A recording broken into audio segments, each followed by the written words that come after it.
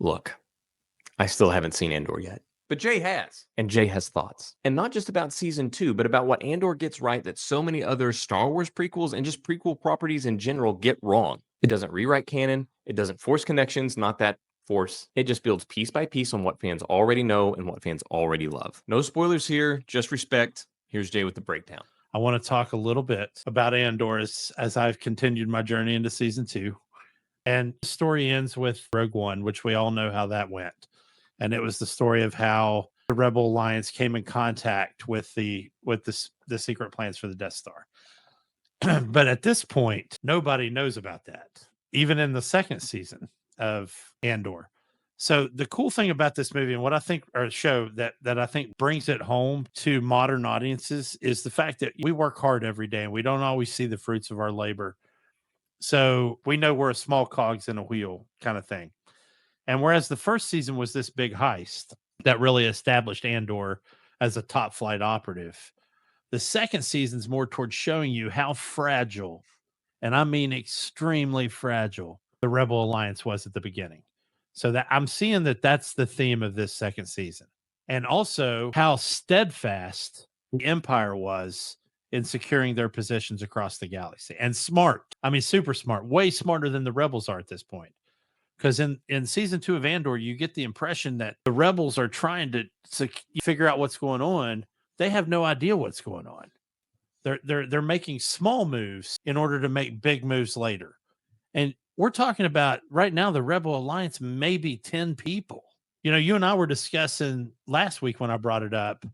Of course, we were only 3 episodes in, that where did the Rebel Alliance get all their ships and where did they get all their infrastructure and all their secret bases? Because they had, 3 or 4 of them during the original trilogy. We still are no closer to figuring that answer out watching season 2 of Andor. But we're seeing 1, 2, 3, 4, 5 people in this montage of faces. And that's the entire Rebel Alliance right now. And then the rest of them are on the bad guy side. And it's impressive to watch the turmoil each one of them is going through every week, because they're basically living life on the, I don't know if this is going to make any sense, but they're living life on the run inside their own heads. They're seeing ghosts. Yeah, it feels like they're all doing this. What can I accomplish today that'll move the Rebel Alliance forward? And then maybe figuring out they're not going to do shit today. There's no way they can. Or they're on lockdown and there's no way they can move right now and they need somebody else to help them out. So really solid. This season's more, and I can see where they're building towards a bunch of big action set pieces that everybody's going to want to see that are going to be very, very Star Warsy. But right now it's drama. These first 6 episodes are politics, and it's a politico drama, basically. We did have a big action set piece this week, which was really good and super powerful emotionally. But I just really feel like this is it's funny, but this is an integral story to why we even have an episode 4. See, this is, and admittedly, I have yet to see any Andor season 1 or 2. It's on my list. I've heard nothing but great things about it. I know. Think about it this way, man. You're going to get to watch a lot of it. A lot of us had to wait week after week for episodes, but yeah.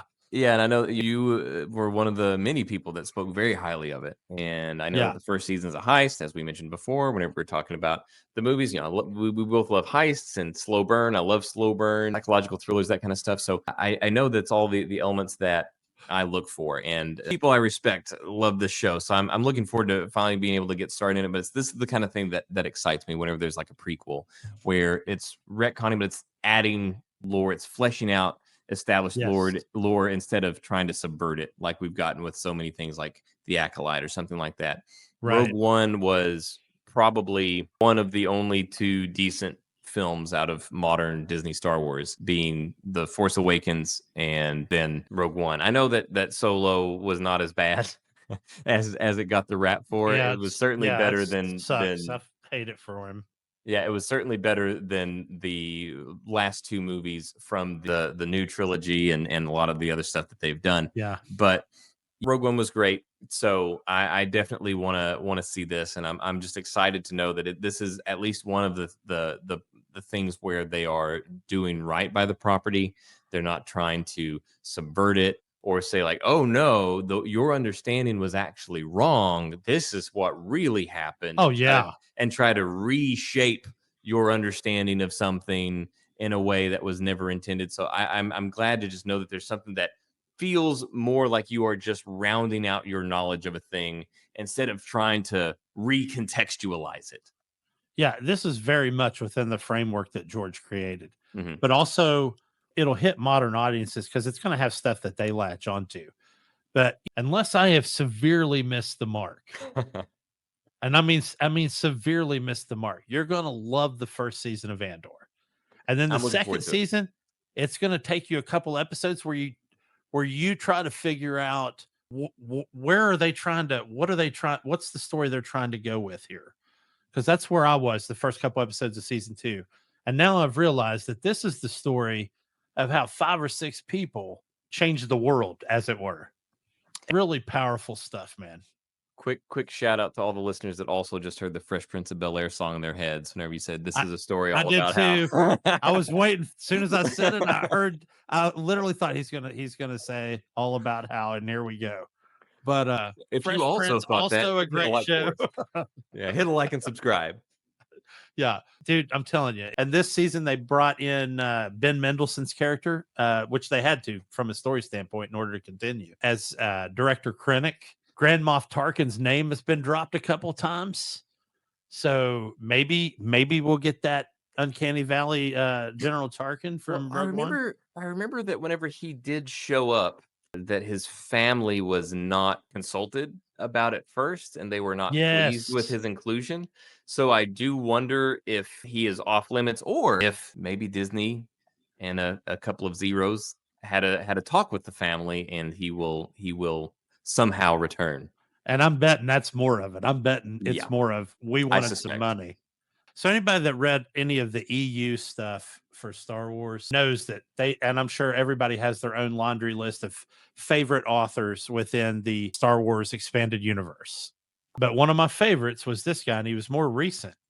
Was Timothy Zahn's known as the main guy, but James Luceno wrote a book called Tarkin, and this book's great. I think he wrote the one for Darth Plagueis too, which was also fabulous. But dude, this book right here, this is one of the single best one-off Star Wars books of all 340 of them that are out now. And I don't know what else James Luceno's written, but he says he's a New York Times best-selling author.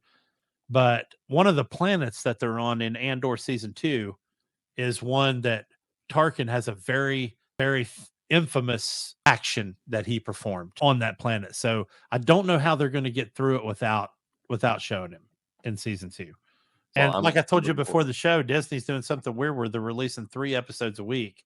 So we're already halfway through. So we've had 1, 2, 3, 4, 5, and 6. So They've done 3 episodes a week every week. yeah, Wow, 2 Tuesdays in a row. So yeah. that's a pattern. So yeah, I Yeah, imagine so that's what they're gonna be we're doing getting a going on. Going trilogy. forward. We're getting a trilogy every week. Hey, that ain't bad. That ain't bad. And Yeah. one of the actual good things, one of the few remaining shining lights in Star Wars that maybe we'll see if they can pull themselves out of it. I don't know, but Anyway, man, great show. I hope you get the chance to get in on it. And